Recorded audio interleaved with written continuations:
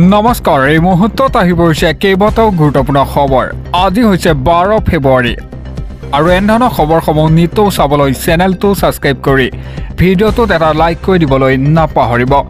তেন্তে বলক খবৰকেইটা আৰম্ভ কৰোঁ। দৰ্শকসকল, আজি সন্ধিয়াৰ প্ৰথমটো খবৰ। এতিয়াৰে পৰা কোনো ব্যক্তি বা ব্যৱসায়িক প্ৰতিষ্ঠানৰ পৰা সংগ্ৰহ কৰিব নোৱাৰিব চান্দা। ভাৰতীয় ফৌজদাৰী কাৰ্যবিধি আইনৰ 163 নং BNSৰ অধীনত জাৰি এতিয়া নিষেধাজ্ঞা। নিয়ম ভংগ কৰিলে গ্ৰহণ কৰা হ'ব বিহিত ব্যৱস্থা। কোন জিলাত জাৰি কৰা হৈছে এই নিৰ্দেশনা সবিশেষ জনাই আছোঁ আপোনালোকক। এতিয়াৰে পৰা সংগ্ৰহ কৰিব নোৱাৰিব চান্দা। কোনো ব্যক্তি বা ব্যৱসায়িক প্ৰতিষ্ঠানৰ পৰা সংগ্ৰহ কৰিব নোৱাৰিব চান্দা।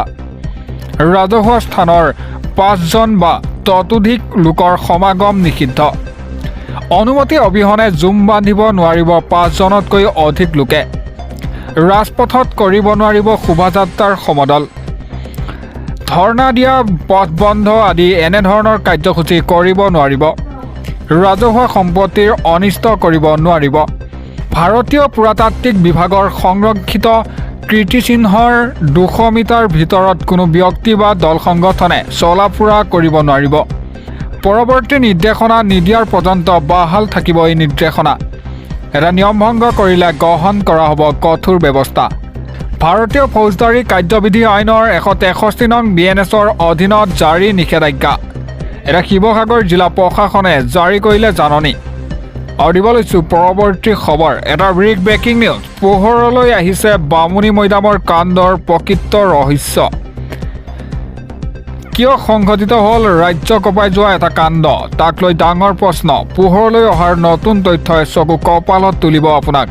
দিব লৈছে এটা ব্ৰেকিং নিউজ। পোহৰলৈ আহিছে বামুণী মৈদামৰ কাণ্ডৰ প্ৰকৃত ৰহস্য। জুলি ডেকাৰ দ্বিতীয় স্বামীহে আছিল লোহিত। ঋতিকা নাছিল ৰোহিত ঠাকুৰীয়াৰ নিজৰ সন্তান। জুলি ডেকাৰ পূৰ্বৰ স্বামীৰ সন্তান আছিল ঋতিকা। 12 বছৰ পূৰ্বে মৃত্যু হৈছিল জুলিৰ পূৰ্বৰ স্বামীৰ। এটা লোহিতৰ সৈতে পুনৰ বিবাহপাশত আবদ্ধ হৈছিল জুলি ডেকা। প্ৰায় 6 মাহ পূৰ্বে লোহিতে কন্যাৰ অশ্লীলতাত হানি চলাইছিল অপচেষ্টা। এটা সমগ্ৰ ঘটনাৰ সন্দৰ্ভত চান্দমাৰী আৰক্ষীৰ কাষ চাপিছিল জুলি ডেকা। এটা জুলিৰ অভিযোগৰ ভিত্তিত জেল পৰ্যন্ত যাবলগীয়া হৈছিল লোহিত ঠাকুৰীয়া। এটা জেলৰ পৰা আহি পুনৰ একেলগে আছিল জুলি, লোহিত আৰু ঋতিকা। এই কাণ্ডৰ বাবেই সমগ্ৰ ঘটনা সংঘটিত হোৱাৰ সন্দেহ কৰিছে। এমতে দিব লৈছোঁ পৰৱৰ্তী খবৰ। কাইলৈৰ পৰা ৰাজ্যৰ 856টা পৰীক্ষা কেন্দ্ৰৰ উচ্চতৰ মাধ্যমিকৰ চূড়ান্ত পৰীক্ষা। উচ্চতৰ মাধ্যমিকৰ পৰীক্ষাৰ বাবে কেইবাটাও ডাঙৰ নিৰ্দেশনা মানি চলিব লাগিব কেইটামান নিয়ম। এটা জানি লওক সবিশেষ। কাইলৈৰ পৰা উচ্চতৰ মাধ্যমিকৰ চূড়ান্ত পৰীক্ষা। 3,06,841 গৰাকী পৰীক্ষাৰ্থী অৱতীৰ্ণ হ'ব পৰীক্ষাত। 856টা পৰীক্ষা কেন্দ্ৰত অনুষ্ঠিত হ'ব এতিয়া পৰীক্ষা। এটা পৰীক্ষাক লৈ কেইবাটাও নিৰ্দেশনা জাৰি কৰা হৈছে। মানিব লাগিব কেইবাটাও নিয়ম। পৰীক্ষা হলৰ পৰা 100 মিটাৰ দূৰত্বলৈ প্ৰৱেশ নিষিদ্ধ সাধাৰণ নাগৰিকৰ। এটা পৰীক্ষাৰ্থী বা শিক্ষা অনুষ্ঠানৰ ব্যক্তিৰ বাহিৰে কোনো লোকে কৰিব নোৱাৰিব প্ৰৱেশ। পৰীক্ষাৰ হলৰ 100 মিটাৰ দূৰত্বলৈ জুম বান্ধি থাকিব নোৱাৰিব কোনো লোকে। এটা অনুমতি অবিহনে কোনো লোকে প্ৰৱেশ কৰিব নোৱাৰিব পৰীক্ষা হলৰ চৌহদত। এটা ছাত্ৰ ছাত্ৰীয়ে পৰীক্ষা হললৈ নিব নোৱাৰিব কোনো ধৰণৰ অনুমোদন নথকা সামগ্ৰী। নিব নোৱাৰিব মোবাইল ফোন, স্মাৰ্ট ঘড়ী আৰু কেলকুলেটৰ। এটা ইলেক্ট্ৰনিক সামগ্ৰী বা যিকোনো ধৰণৰ সন্দেহযুক্ত সামগ্ৰী নিব নোৱাৰিব পৰীক্ষাৰ হলত। এটা পৰীক্ষা হলৰ বাহিৰত অনুমতি অবিহনে কোনেও কৰিব নোৱাৰিব পাৰ্কিং। পৰীক্ষা হলৰ 100 মিটাৰ দূৰত্বলৈ কোনেও ৰখাই থ'ব নোৱাৰিব যান বাহন। লাউড স্পীকাৰত গান বজাব নোৱাৰিব পৰীক্ষা হলৰ 200 মিটাৰ দূৰত্বলৈকে। আতচবাজীৰ ব্যৱহাৰৰ কোনো লোকে কৰিব নোৱাৰিব পৰীক্ষা হলৰ 100 মিটাৰ দূৰত্বলৈকে। এটা হায়াৰ ছেকেণ্ডাৰী পৰীক্ষাৰ সুকলমে অনুষ্ঠিত কৰাৰ বাবে গোলাঘাট জিলা প্ৰশাসনে এই নিৰ্দেশনা জাৰি কৰিছে। দিব লৈছোঁ পৰৱৰ্তী খবৰ। লাখ লাখ মহিলাৰ বাবে আহি পৰিছে এটা ডাঙৰ খবৰ। শীঘ্ৰেই গোটৰ মহিলাই লাভ কৰিব চৰকাৰৰ বিশেষ উপহাৰ। ফেব্ৰুৱাৰী আৰু মাৰ্চ মাহত আত্মসহায়ক গোটৰ মহিলাই লাভ কৰিব ভাল খবৰ। এমাহৰ ভিতৰত ছাৰ্ভে সম্পূৰ্ণ হোৱাৰ পিছতেই আহিব এই ভাল খবৰটো। কিনো ভাল খবৰ আপোনালোকক দিব ওলাইছোঁ সবিশেষ। আত্মসহায়ক গোটৰ লাখ লাখ মহিলাৰ বাবে আহি গ'ল এটা ভাল খবৰ। ফেব্ৰুৱাৰী আৰু মাৰ্চ মাহত আত্মসহায়ক গোটৰ মহিলাই লাভ কৰিব ধন। এটা বাছনিভুক্ত প্ৰতিগৰাকী মহিলালৈ বেংক একাউণ্টত দিয়া হ'ব 10,000কৈ টকা। ইতিমধ্যে সম্পূৰ্ণ হৈছে নথি পত্ৰৰ ভেৰিফিকেশ্যনৰ কাম। 40 লাখ মহিলাই ইয়াৰ বাবে কৰিছিল আবেদন। প্ৰথম পৰ্যায়ত 10,000 আৰু দ্বিতীয় পৰ্যায়ত 25,000 আৰু তৃতীয় পৰ্যায়ত 50,000 টকা কিস্তি লাভ কৰিব এই মহিলাসকলে। এমাহৰ ভিতৰতে ছাৰ্ভে সম্পূৰ্ণ হোৱাৰ পিছতেই লাভ কৰিব এই ধনসমূহ। ভাল কাম কৰিলে পুনৰ বৃদ্ধি পাব ধনৰ পৰিমাণ। প্ৰথমে লাখপতি আৰু তাৰপিছত মহা লাখপতি হ'বলৈ মহিলাসকলক পৰামৰ্শ দিয়ে। আৰু দিব লৈছোঁ পৰৱৰ্তী খবৰ। হাতত মাত্ৰ এটা দিন, মাটি-বাৰী কাম কাজ আছে যদি এতিয়াই কৰক আবেদন।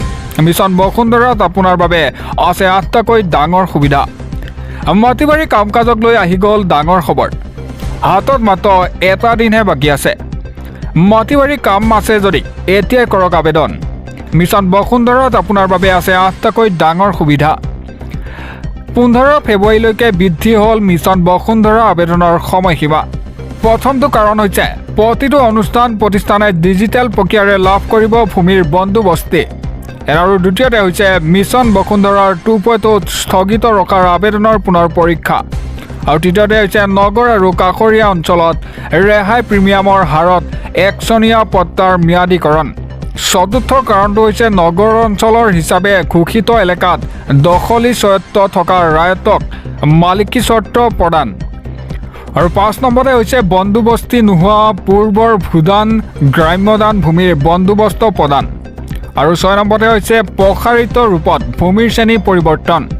আৰু 7 নম্বৰতে হৈছে চাহ অনুদান গ্ৰাণ্ট ভূমিৰ পট্টাৰ শ্ৰেণী পৰিৱৰ্তন ক্ৰমে পট্টা বিতৰণ।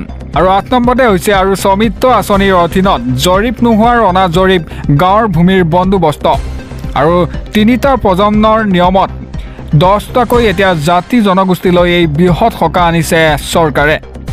এটা মিছন বসুন্ধৰা 3.0 আবেদনৰ বাবে নালাগে 3 প্ৰজন্মৰ নথি পত্ৰ।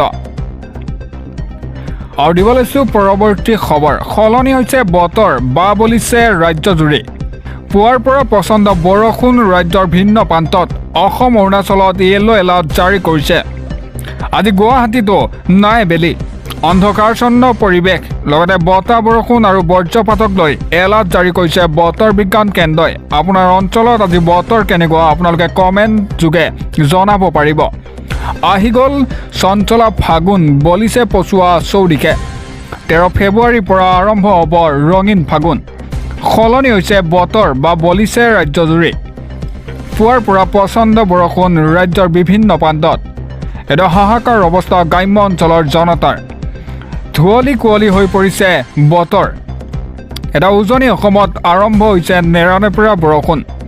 ধাৰাসাৰ বৰষুণে নমাইছে হাড় কঁপোৱা জাৰ। আজি গুৱাহাটীতো নাই বেলি, অন্ধকাৰচ্ছন্ন পৰিৱেশ। এটা কলীয়া ডাৱৰে ছানি ধৰিছে মহানগৰী আকাশ। যিকোনো মুহূৰ্তত আহিব পাৰে মুষলধাৰ বৰষুণ। ইফালে 2 দিনলৈ অসম অৰুণাচলত য়েল্লো এলাৰ্ট জাৰি কৰিছে বতৰ বিজ্ঞান কেন্দ্ৰই। এটা বতাহ বৰষুণ আৰু বজ্ৰপাতক লৈ এলাৰ্ট জাৰি কৰে বতৰ বিজ্ঞান কেন্দ্ৰই।